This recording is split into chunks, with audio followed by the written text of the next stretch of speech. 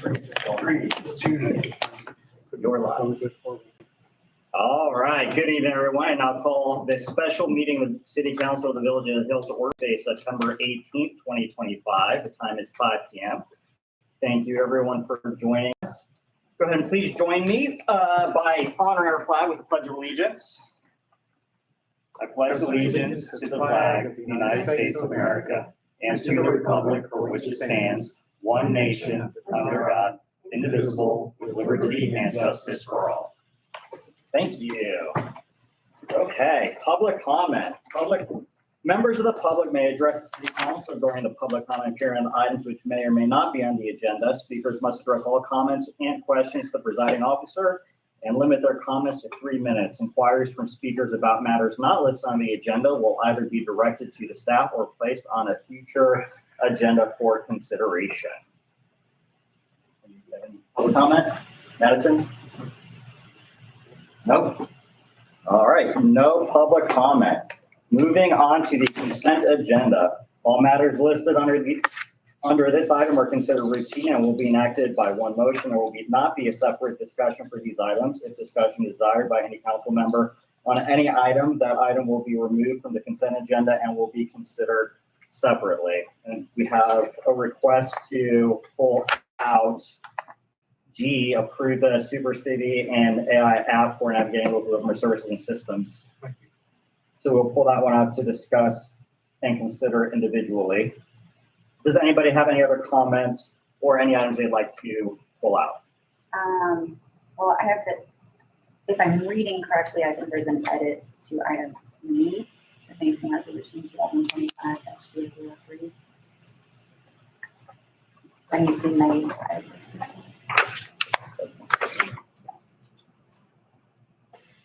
So we can pull that out. So adopted, approve it subject to the change.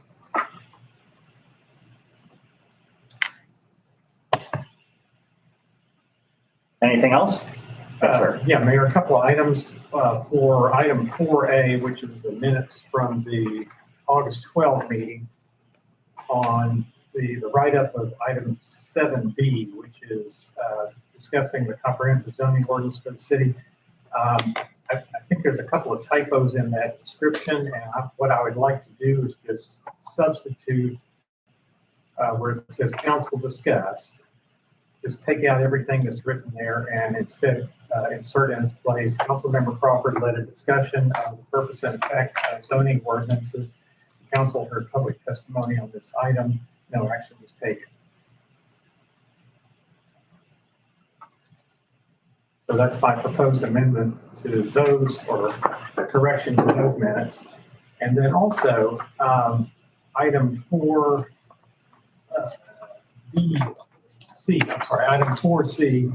is minutes of the kind of the discussion workshop we had on September 9.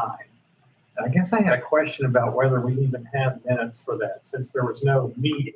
There's no public meeting on item 9 because we didn't have a quorum. And I think you need a quorum to call a meeting. If you don't have a quorum, you don't have a public meeting. And so therefore, I don't think we need item 4C. I don't think we need minutes for that. They're not.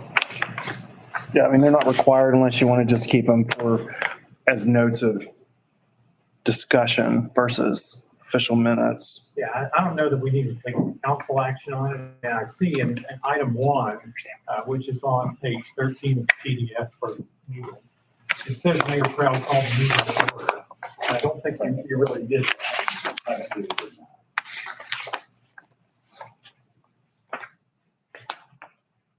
So if you wanted to keep them in, I would just take out the phrase on page 13 of the PDF. Under call to order, I would just have it read, Mayor Proud announced that a quorum had not been made and this agenda turned into a workshop. And take out the call to meeting to order part. Right. So if those corrections are acceptable to the group, then I'm prepared to vote on that item on the consent agenda. I assume maybe I could just make the edit in this current setting. Yeah. For item E, the line resolved further should state is not authorized to be a signatory. Where are you? Banking Resolution 2025-003. PDF page is 41.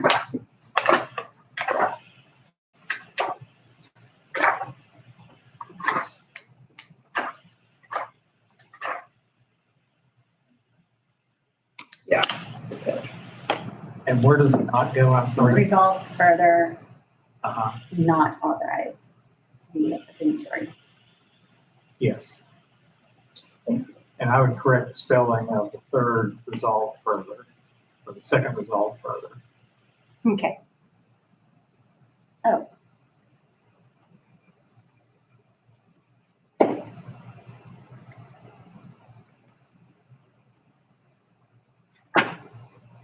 Okay, do we have a motion to approve the consent agenda, removing item G and with the consent agenda with the changes noted and removing item G for further discussion? And are we going to leave item C on the consent agenda? Yes, Okay.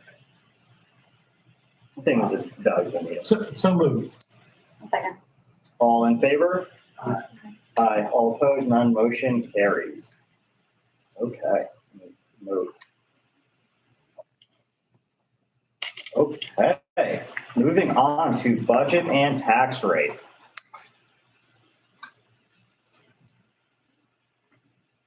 So we will be having two public hearings here. Hang on one second.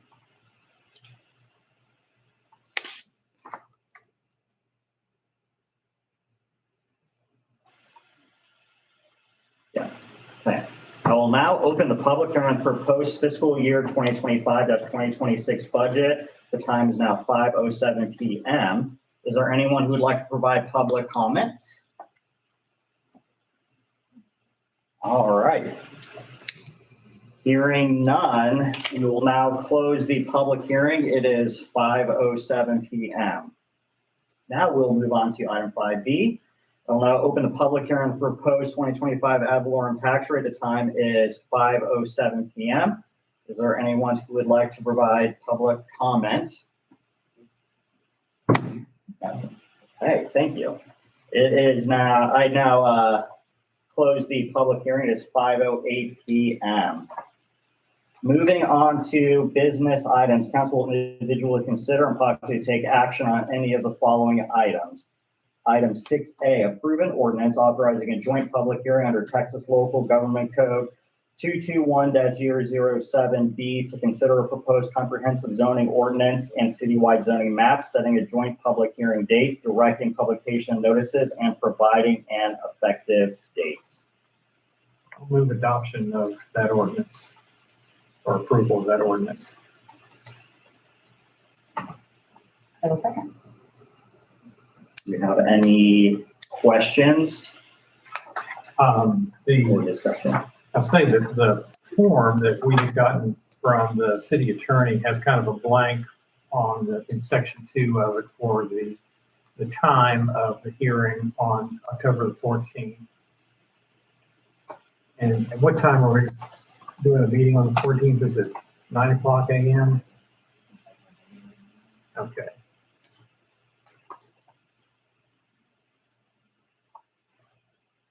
City Hall Chambers and fill in Village of the Hills, Texas.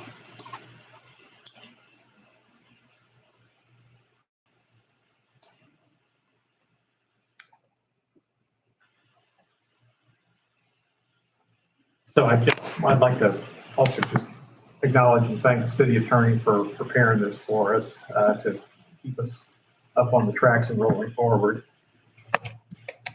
It's a fairly technical issue that he's addressing here. I really appreciate your thank you. Sure. All in favor? Aye. Aye. All opposed? None. Motion carries. Okay, item B, discussion of a potential adoption of a comprehensive zoning ordinance and citywide zoning map. Is this where we have our discussion here? Yeah, we can have a discussion if you'd like. And would you like for me to just lay this That out would be there? Okay. great. Oh, good. We have the slide deck up and running. So this is a continuation of our kind of ongoing discussion that we've had for several months now on the proposal to adopt a comprehensive zoning ordinance for the city. And let's see here.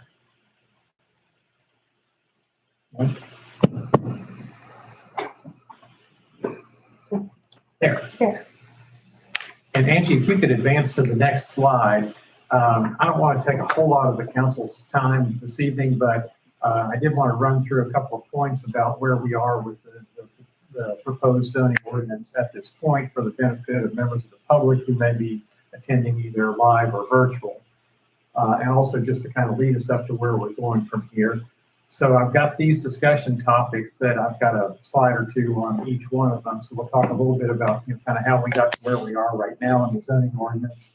I do think it's important to lay out for the benefit of the public key features of the ordinance, and particularly what that would mean for property owners in our community.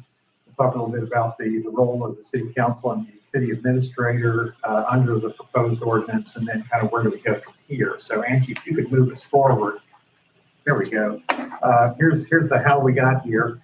I think as the council's aware, we really started talking about the potential for having a zoning ordinance in probably the third quarter of last year, as we were recognizing that there might be opportunities for additional potential commercial development within the neighborhood, additional residential development of currently open space, and we're also recognizing that in a kind of an aging neighborhood like ours, people will be wanting, in all likelihood, to start doing some tear downs and rebuilds. And we wanted to make sure that our community had a voice in all that land use process through its elected representatives, the city council. So one of the first steps legally in order for us to even have the potential for a zoning ordinance is to approve a comprehensive plan, which is a general kind of vision plan for what the community sees as the future land uses within our community.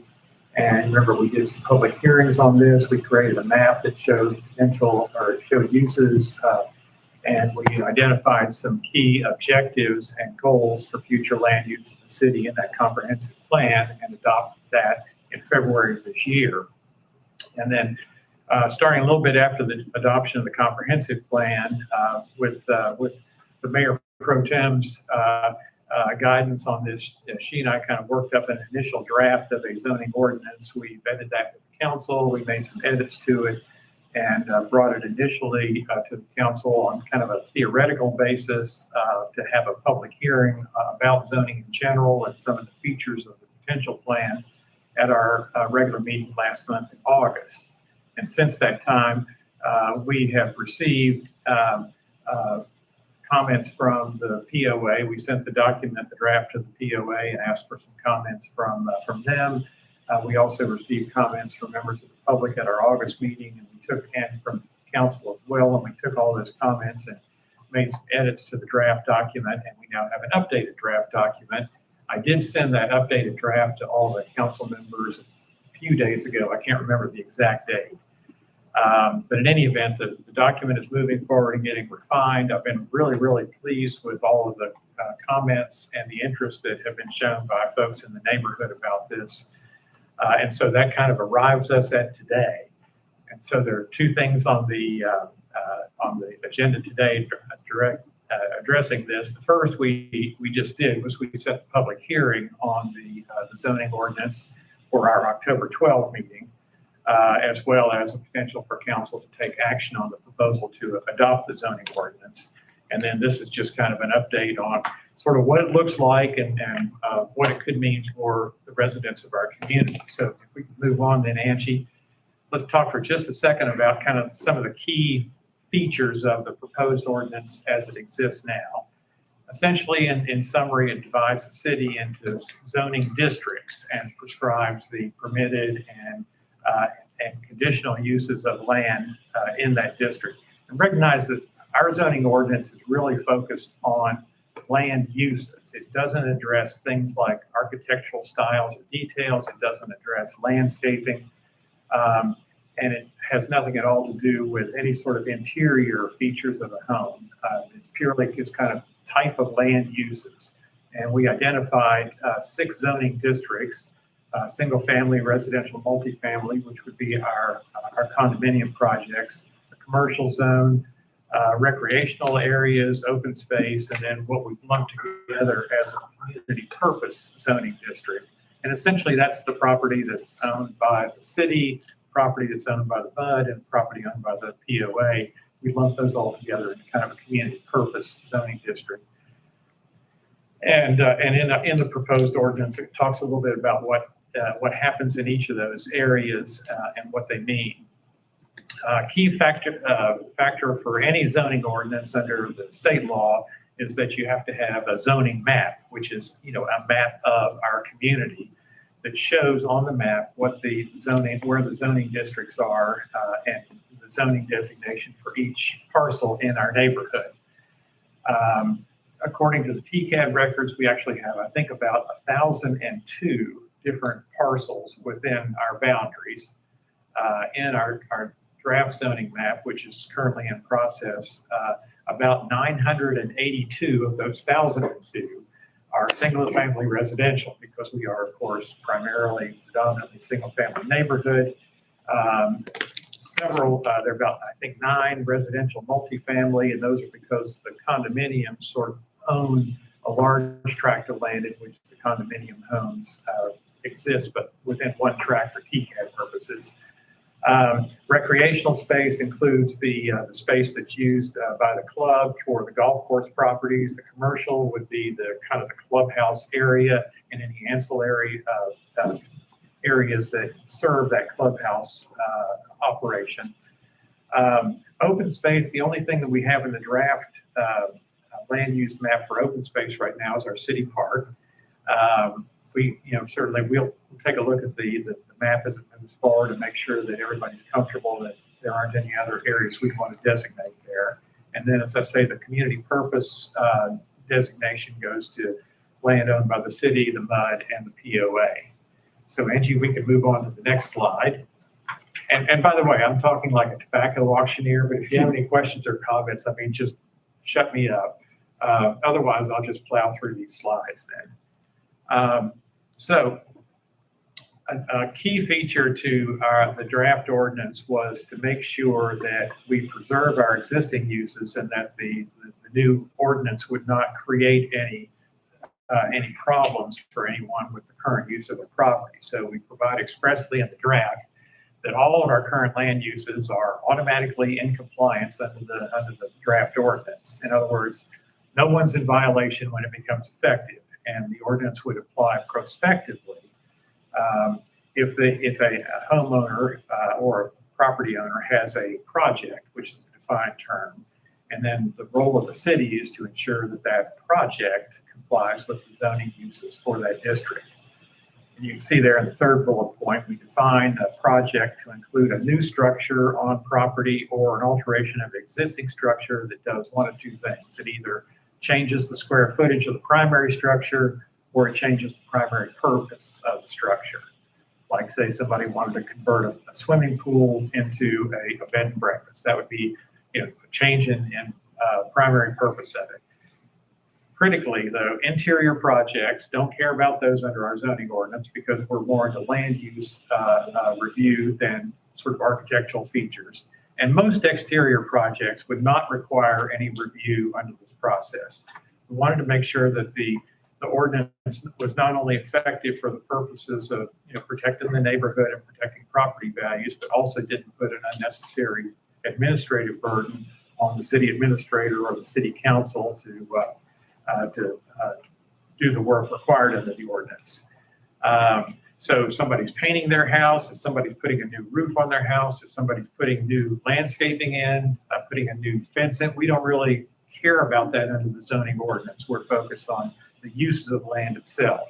Yeah, and back to that point, to note that just because somebody's in compliance with our ordinance does not mean that they're in compliance with the POA's ordinance or the POA's rules and guidelines. That's a critical point. Thank you for raising that, Mayor. I'm not even sure I've got that in any of the slides here, but that's another critical point, was we wanted to make sure that our draft ordinance worked sort of hand in glove with the existing architectural rules that the POA has, which really do address those kind of architectural details for buildings that are in the community. And our thought was the architectural rules are fine. Don't want to overburden the residents by having to comply with two different things for the same thing. And second, we wanted to make sure that our ordinance was durable in the sense that if the POA architectural rules changed, we wouldn't have kind of an incongruity or a mismatch between the requirements of our ordinance and the POA. So the way this is designed now, it should not create any impediment if the POA architectural committee wants to change their rules. They exist on kind of a separate and parallel track, addressing different issues from what's in our zoning ordinance. Let's see. Where are we here? Okay. So here, in a nutshell, here's the way it works. If somebody, you okay? Yeah. Okay. Go ahead.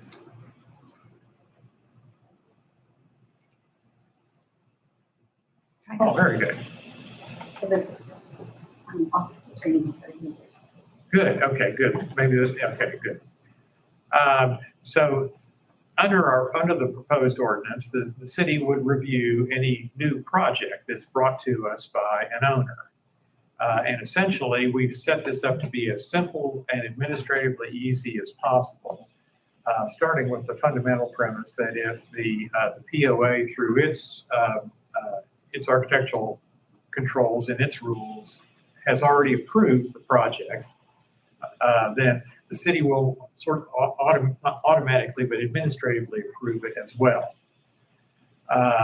And so that ought to take care of most of the potential projects that would come up, because they will be in the process of getting POA approval or already have POA approval. And then if the POA has not already approved the process, you can run, I guess, our process and POA's architectural process parallel. If the POA hasn't already approved the process by the time we see the application, then we would review it to determine if the project is a permitted land use within that particular zoning district. And then the way we document the city's approval of a project under our ordinance is we create a document called a zoning verification certificate. And I think it's somewhere maybe about page 81 or 82 of the PDF backup materials for this is our current draft of it. But essentially what it does is it certifies on behalf of the city that the owner has complied with the requirements of the zoning ordinance to go through this approval process based on the information that the owner submitted to us.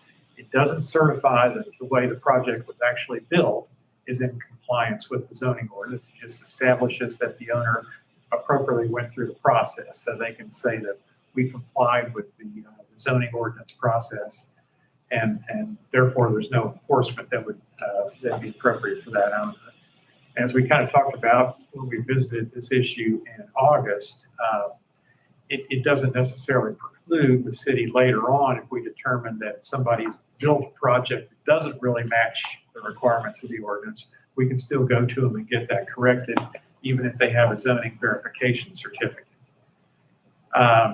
And the ordinance does have an appeal process in it, so that if the city has to turn down an owner on an application for one of these zoning verification certificates, then the owner can file an appeal on that, and the city would review the record and make an administrative determination on the appeal. So there's kind of a back-end appellate process on it to ensure that we get everything right.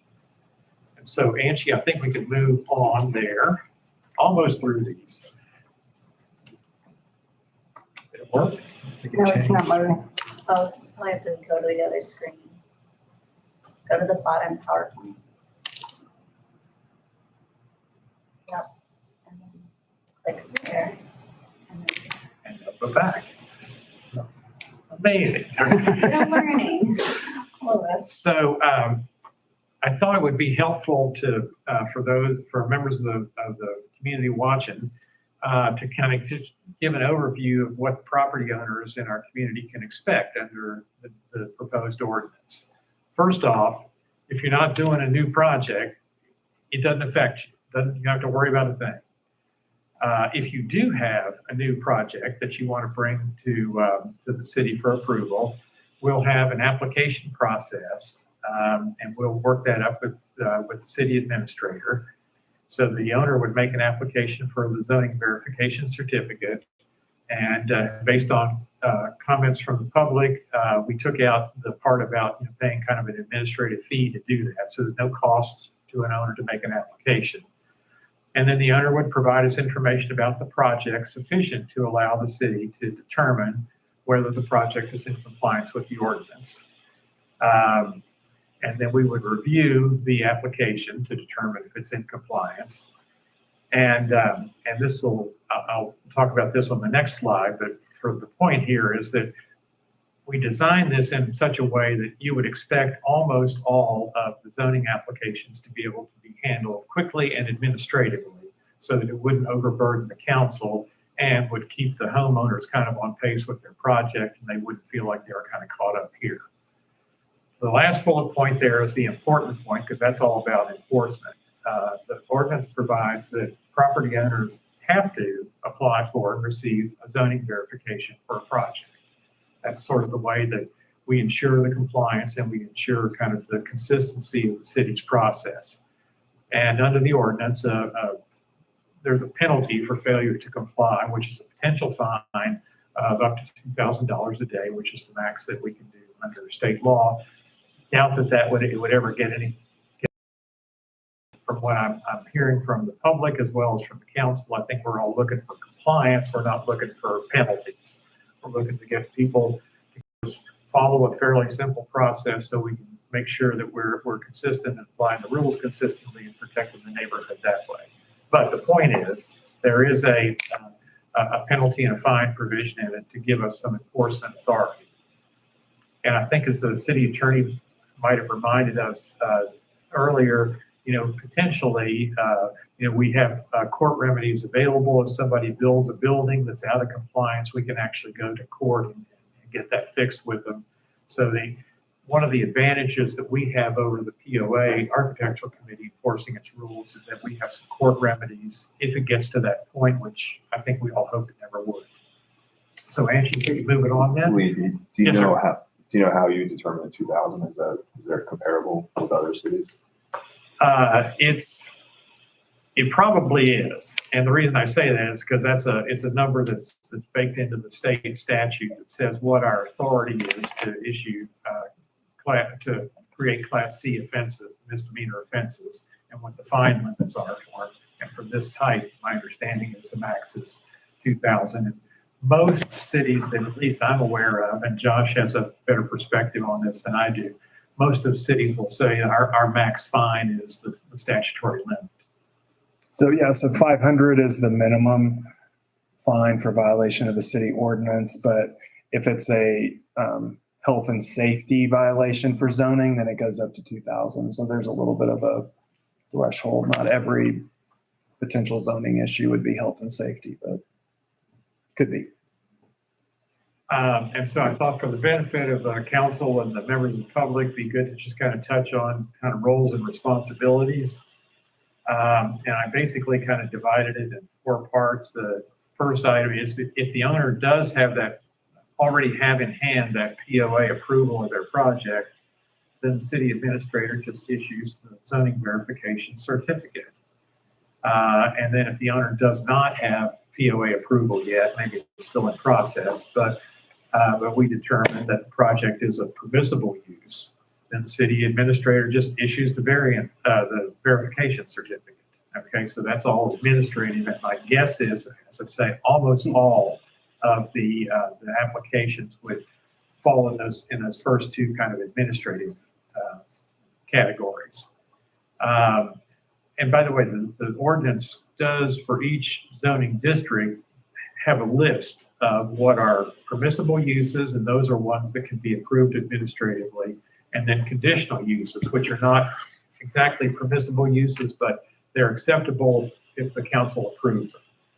And so if the owner does not yet have the POA approval in hand, and we determine that the project is a conditional use, which means acceptable with council concurrence, then the city council would make a determination on whether to issue the zoning verification certificate. And I believe the way this works is if their project fits within that list of conditional uses for that district, we just approve it. And then the fourth is if the project is not either a permissible or a conditional use in that zoning district. Say somebody wanted to create a water park in their backyard or something like that.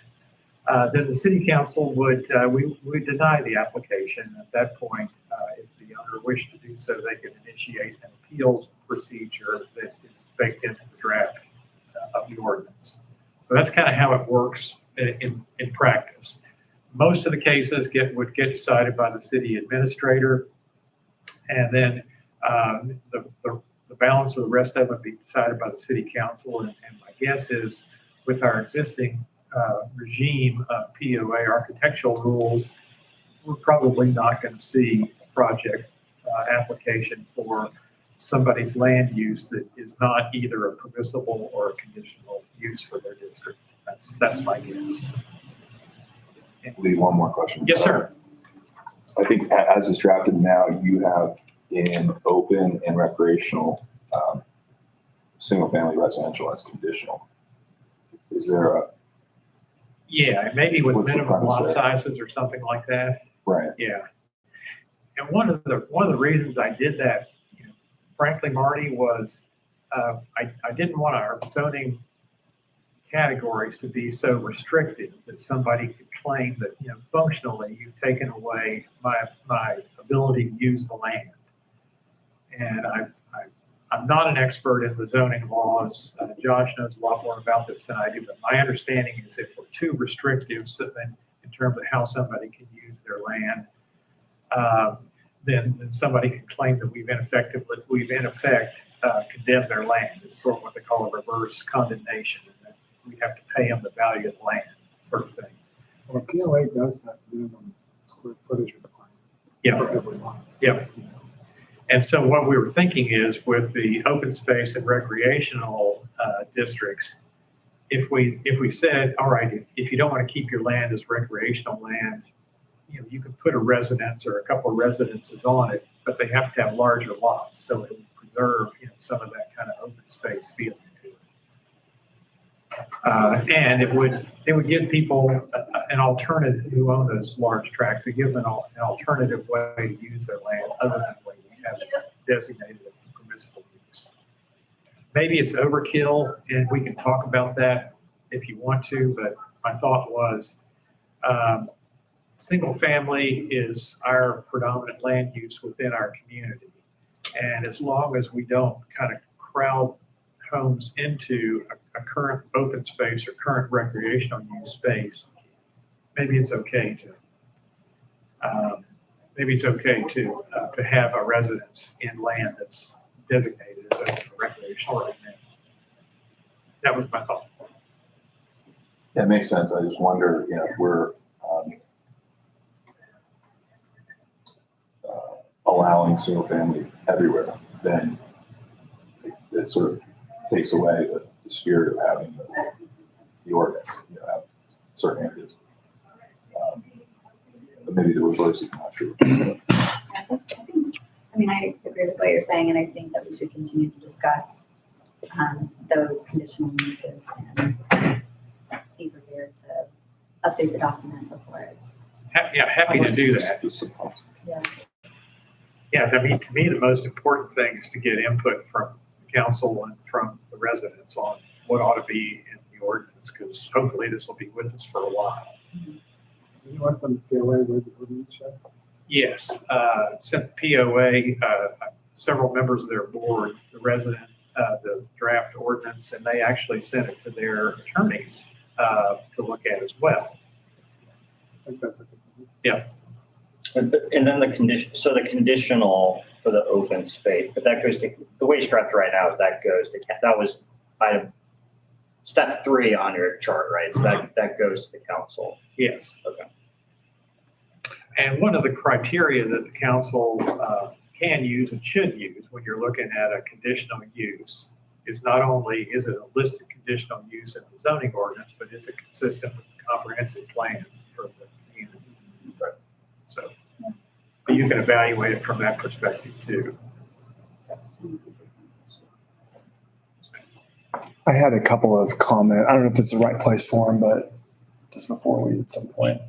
Sure. And I'm sorry, I didn't have a chance to email you back, Lee, before the meeting. Just one was, I would have a suggestion just to change the form of the ordinance, so we can talk about that offline. Okay. The other question I had was, or suggestion was on accessory dwelling units. Like, I didn't know if y'all currently have like casitas or There are a few casitas, in my understanding, in the neighborhood, right?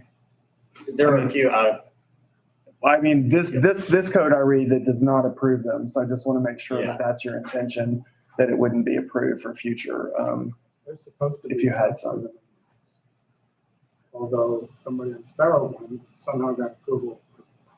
there, yeah, What from, was a casino? just from what I've heard, Yeah. because there's a way you can do it, to Rick's point. I've heard that there may or may not be some that are out of compliance with the POA rules, Yeah, so that even already if the exist. POA allows them, I read this draft to not allow them. So even if the POA says you could do them, if the way I read this is that they would not be allowed by the zoning code as a separate dwelling. Now, if the POA rules say they have to be attached, then I don't see any issue. I just wanted to point that out. And then the last suggestion would just be sort of a catch-all provision, Lee, that we would put somewhere that just says that, and if it's in there, I didn't see it, but that if state law changes, that any notice requirements or any appeal process that we have in the ordinance would be, could be adjusted to fit state law. That provision is not in the current draft, but that's a good idea. Well, yeah, because they do change the notice requirements sometimes, and I would hate for us not to be able to do something, or, I mean, we can always amend it, but it'd just be easier if we have that, staff has that flexibility, I think. And that was it. Otherwise, great job. So where do we go from here? We've already checked off today's item, right? Yes. And so, Josh has provided us some information about kind of our statutory requirements to be able to tee up the zoning ordinance for consideration by the council at our October meeting. There are some notices that we need to publish in the newspaper and on our website. And we're also going to try to publish the zoning map, picture of the zoning map and the draft ordinance on the city website. And Josh had suggested maybe doing that by the last Friday of this month, which I think is a good idea. And then at our October 12th regular council meeting, we'll do the public hearing on the ordinance. I'll be prepared next month to move adoption of the comprehensive zoning ordinance, not necessarily as drafted here, but with the comments that we've talked about today and any other input that council would like to offer between now and then. And that's it. Excellent. So I'll just say I appreciate everybody's kind of participation in this. It's been a several month long process. One of the things I think we've tried to do with council is make sure that our community is aware that this initiative is moving forward, because it will become part of the permanent kind of land use regulatory regime for our property owners. So it's an important step from the council. I think for all the reasons we've talked about in the past, it's a good step for our city and for our council. So anyway, thanks to everyone for working along with me on this. And if there's any other discussion, I guess now's the time, Mayor. Anybody else? Yeah, no, Lee, thank you for doing that. Thank you for pushing all this forward. Thank you for spending so much time. Thank you to Sarah for pushing it forward and guiding it as well. So that's an incredible contribution to the Carried community. the heavy load, and I am. I enjoy your very grateful presentations. Actually. for- And that as well. Make it very easy to understand. So thank you. Thanks, great job. My pleasure. Okay, I think we should just, since we have Miguel here, I could have done him first, actually. So discuss, so we have item G review from the consent agenda, approved Super City and AI app for navigating local government services and systems. Councilmember Crawford had requested we pull this out just for further discussion. And Miguel's here to answer any questions that we may have. Yeah, I don't want to draw it out, Mayor. I'm still not really clear in my mind what the value is for our community from this application. And so maybe, if you don't mind, maybe, or Miguel would like to address that, or somebody else would like to address it. I'd just like to kind of get a better sense of that, because Yeah. when Miguel was here last time, that was kind of the first I'd ever heard about it. Yeah. Yeah, I mean, and I can give you my perspective based on what we discussed last time. So in the past, we've had a couple technology points that I think needed to be addressed and haven't addressed, one being the website, and two is a request from multiple residents regarding an app. The issue with the apps is if we were to have a professional app developer, one, it's incredibly expensive. Two, it's a high administrative burden for us.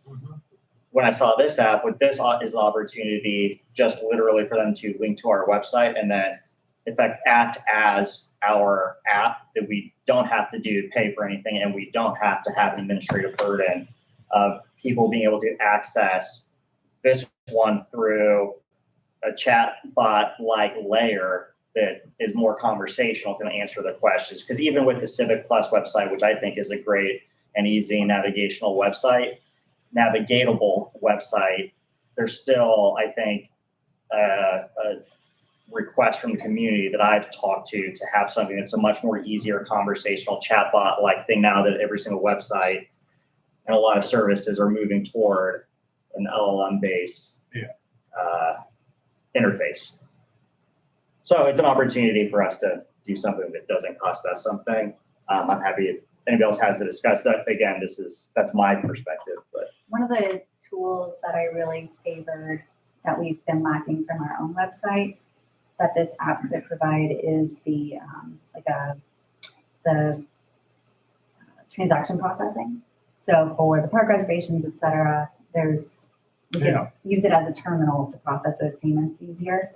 And then anything else that we may come about. I know park events are talking about maybe trying to raise funds through it. And I think it would be a great resource to utilize their transaction services.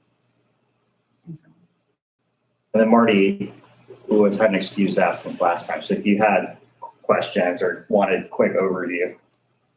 I watched YouTube, so thank you for that. I think maybe I missed it or it wasn't discussed, but is it going to be skinned like hills?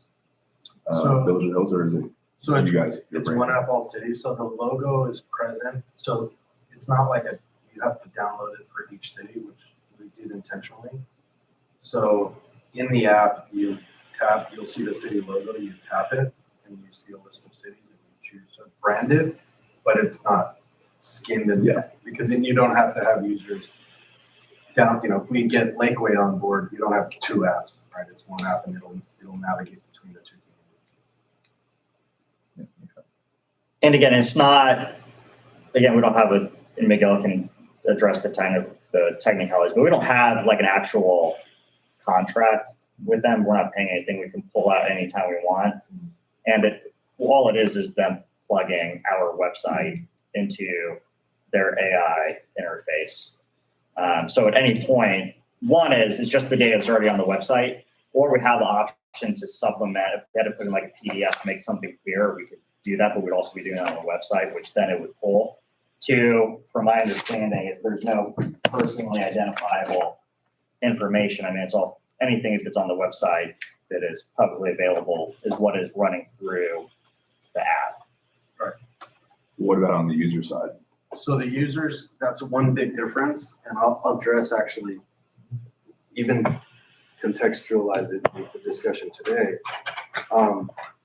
So the user does not have to create a login, password, or account if they don't want to. They can continue as guests. and have all the functionality completely anonymously. So we don't have a credential wall the way that Facebook or Twitter or what have you does. So that's a municipal priority in lots of places, which is why it was built very intentionally that way. So a user could download it, continue as guest, and ask chat whatever those questions are they may have. To your question, admittedly, I didn't even know there was a zoning ordinance going on.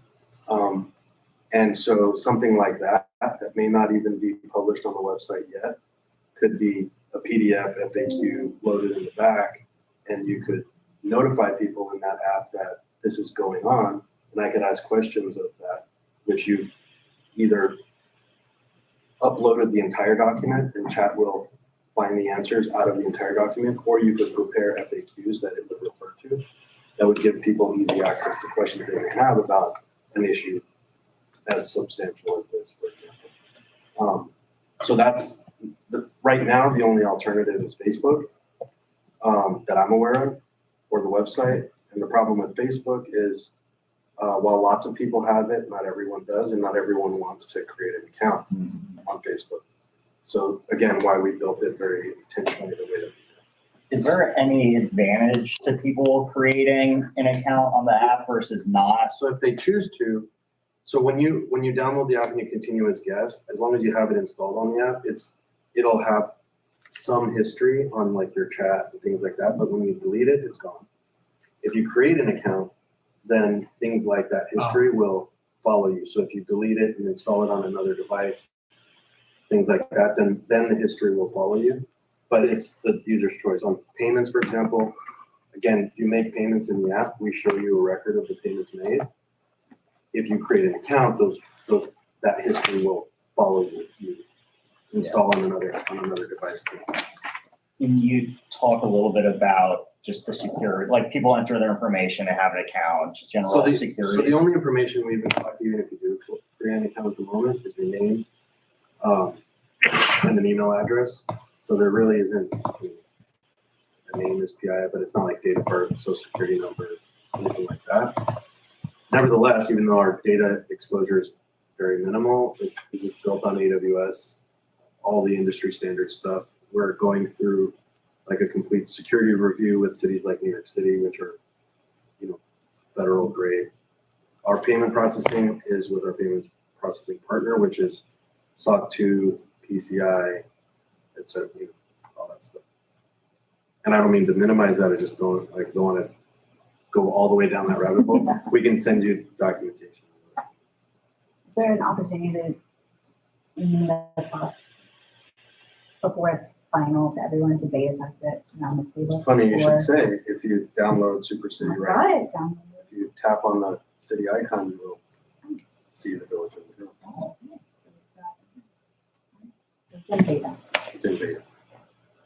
Is there a message board kind of functionality or So in the chat, there's no, nothing peer to peer? no. So it's, again, intentionally, there's no user generated content, no commenting. So the news feed right now for the hills is blank because we just data test like it's, but the news feed will show what the city's official channels are posting. People can like it and share it. They can't, there's no user generated content. There's no commenting or anything like that. On purpose, it's not a social network. Yep. So the news is the official news and nothing but that. So yeah. You guys see it function as like an emergency alert kind of thing, It's a substitute? good question. We talked about that So we last can time. do push notification. I mean, we do, and we give so there's a back office component that the city will have login access to update that knowledge base for chat and things like that. You can post messages and set a message, or you will be able to set a message for push notification. So you could choose, this one's important, like maybe the zoning thing. It doesn't have to be an emergency, but something that you prioritize. When you publish it, you can say, I want a push notification to go. Yeah. And we can tie it into emergency notification. Even as a guest, without Yeah. logging, you can get a push notification. The app, it'll just push notify in the app because you have it downloaded.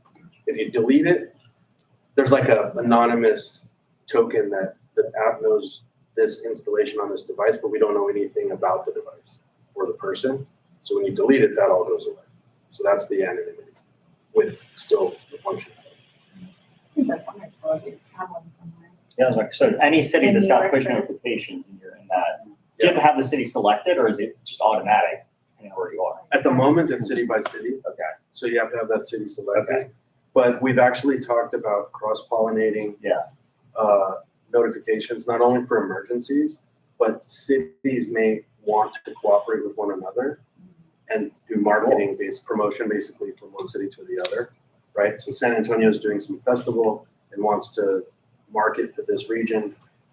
We wouldn't grant that permission, but city to city, if they're on the platform, they could choose to collaborate for travel, tourism, emergency notifications, things like that. It'd be cool, actually. Maybe you've had this idea, but if you can opt into a kind of geofencing thing where, you know, if you're driving through Bee Cave and they have some road closure or whatever. It does. So it'll let you, when you download it, the first time it'll ask you if you want to turn on location or not. If you do, as we add cities, it will prompt you. It'll say, looks like you just landed in Los Angeles. Do you want to switch?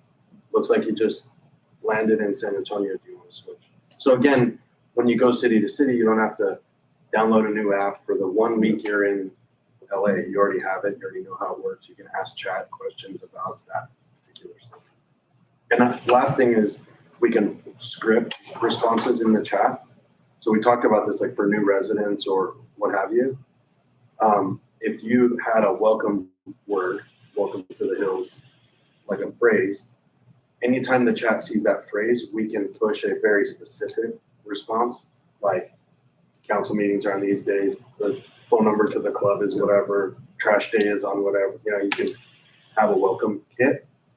Otherwise, it's conversational, interpretive, generative AI, just like GPT, only it doesn't go outside the boundaries of the information we or you provided.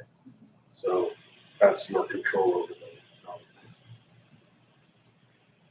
Now, let's see, I don't think you were here when Miguel did his initial presentation on this, right? But he talked a little bit about himself.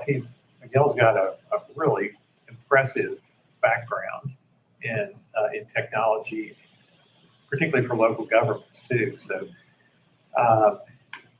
you can tell, just hearing him talk now that he knows what he's talking about. And I'll tell you, there are several things I like about the application. First is, it seems like it fills a need or certainly a request that our residents are making. They'd like easier access to the information about the city. And I think this does it. So it's a real nice feature to add for the benefit of the residents. Second, it doesn't sound like it creates any extra administrative burden for the city.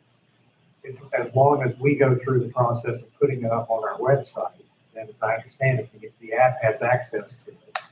Yeah, and actually we've already done that. Okay, yeah, so it doesn't require any additional work from the city administrator or the council members to get information into the database that the app uses. So it's kind of an easy thing to use.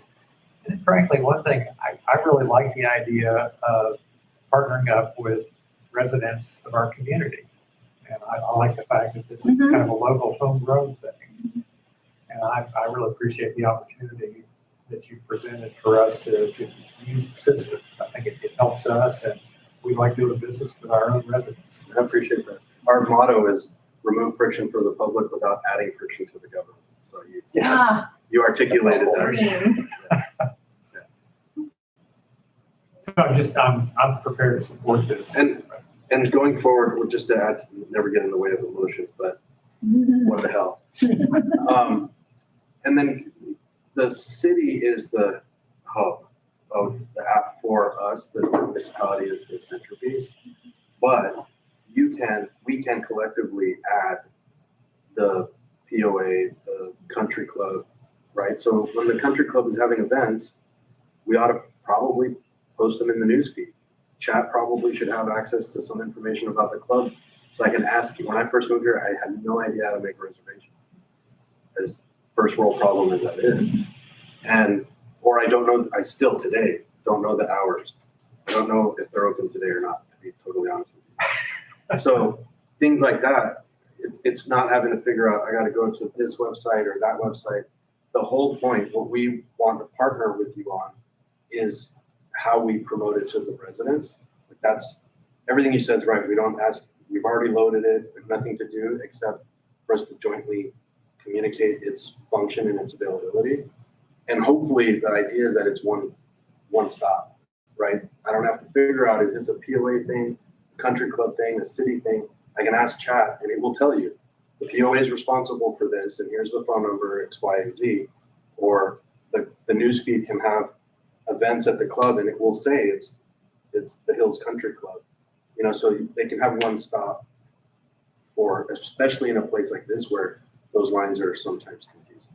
And we can get there then without having to create content in our website that has that information in it. Right. Do it another Yeah, way. because basically we go to the country club and say, wouldn't you like me to put your events or your specials or promotions in this feed? They say yes, we get a URL.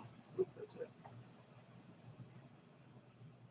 So in other municipalities, it's like the city, the visitors bureau, things like that. Do we need a motion or is this administratively just, Technically, we don't need a motion, I think. but we're agreeing to? Yeah. Well, I have a, Yeah. you so I know can- initially there was an LOI and I did have a few questions, or I would have some suggestions about the form of that probably, because I did read part of that to be binding.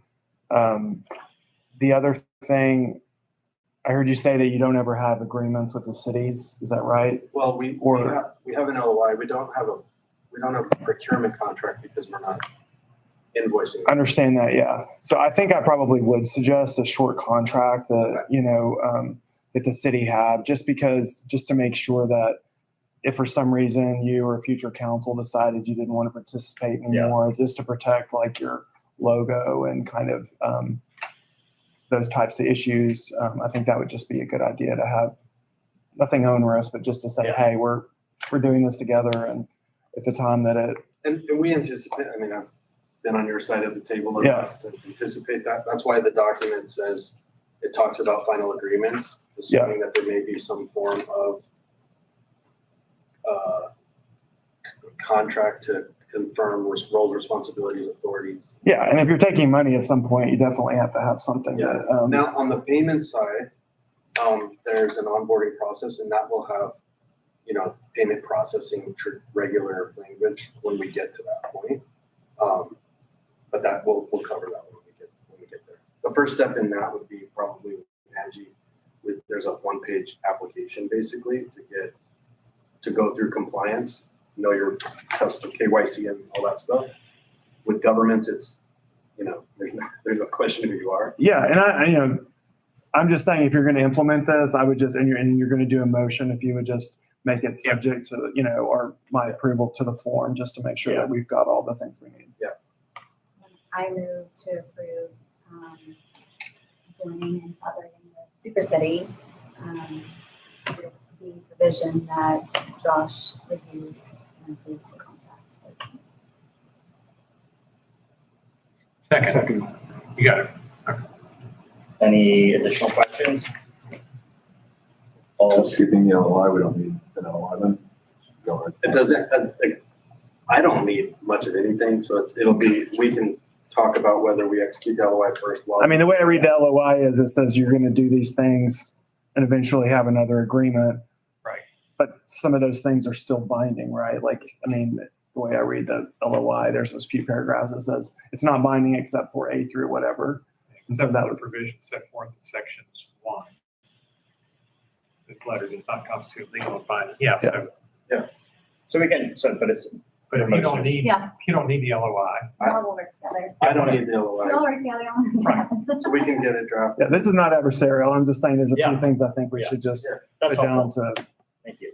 And like I said, we you can use it for other cities. well, absolutely.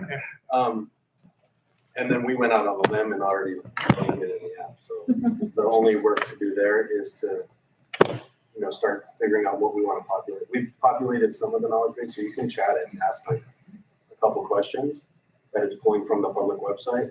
So we can work and figure out what all sources we want to reference. It might only be the website, it might be other things. I mean, you can tell it to reference state resources if you want local residents to be able to get answers about, or even the transit authority. You're not required to limit it to your website, but it's your sandbox. So you can put whatever if you want in there that the chat would source for answers to residents' questions. So it can include state, county, whatever stuff.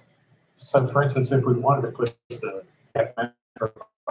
something like that, is that something we would do or would we ask you guys to do? Either way. All right.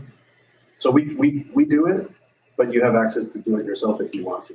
So Okay. All right, all in favor? Aye. All opposed, none, motion carries. awesome, thank you. Thank you, Miguel. Yeah, great. We're decided we're going live with Taylor. So but Hills is in there first.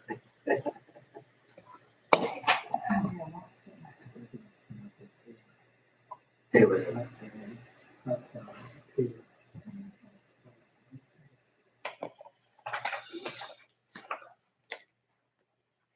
Yeah, I do wonder, given the timing, I do wonder if we move on to item K, discuss, consider, and take action regarding appointment of the open city council vacancy for the remaining term, November 2026.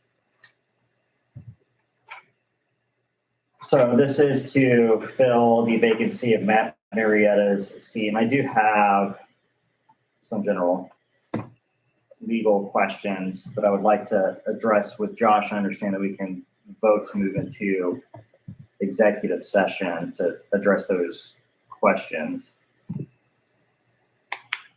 Yeah, I think it's personnel matter, isn't it? For filling an appointment. Well, I think Or you want legal advice? he wants legal advice is what I think he's saying. Right? Okay. You want to do the? Yeah. You don't need a motion for that, do we? Josh, do we need a motion to move into executive session for? I usually recommend that you just make a motion so that it's All right. we'll move. clear. All right, all in favor? Aye, all opposed, none. I assume I need to read the, Before you read the Yes, sir. script, is there anything else on here that we want to consider in executive session? We do it all at once? you don't, you leave this very second, you can wait a moment until we actually go into executive session. We're doing the The one thing I was really kind of curious. Pardon me? That's what we're going to do. We have to announce what items on the agenda we're going to discuss in executive session. I don't know We if don't have to there's, say what we said at first. well, we can't say what we said in executive session. Doesn't look like there's any other that I would want to talk about. Okay. All right. Well, mayor and city council may adjourn into executive session anytime during the course of this meeting to discuss any items listed on the agenda as authorized by the Texas Government Code, including the sections 551.071 consultation with an attorney. So we'll be asking some little questions about the appointment, as well as the potential to ask any question about 551-071 consultation with legal counsel in regards on issues regarding land use regulations within the city. It is now 6:04 and we're convening into executive session. For everyone on YouTube, we will open up a new stream. Do we need to keep number for this?